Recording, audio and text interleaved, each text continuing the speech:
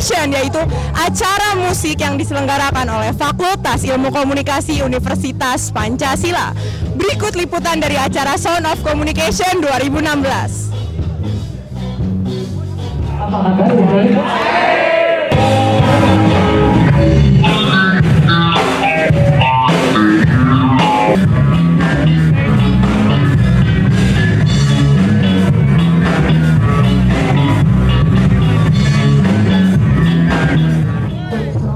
Sekarang saya sudah bersama dengan salah satu pengunjung di acara Sound of Communication.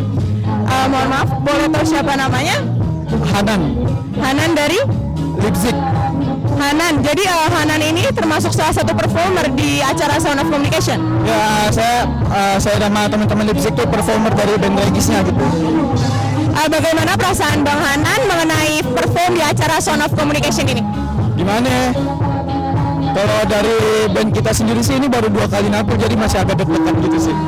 Oke, masih deg-degan. Tapi untuk secara keseluruhan menurut Bang Hanan ini acara SOJ ini bagaimana? Oh, menurut gua acara SOC kalau dari penonton kurang rame aja sih, itu aja kurangnya. Tapi overall bagus kok. Terima kasih Bang Hanan atas waktunya.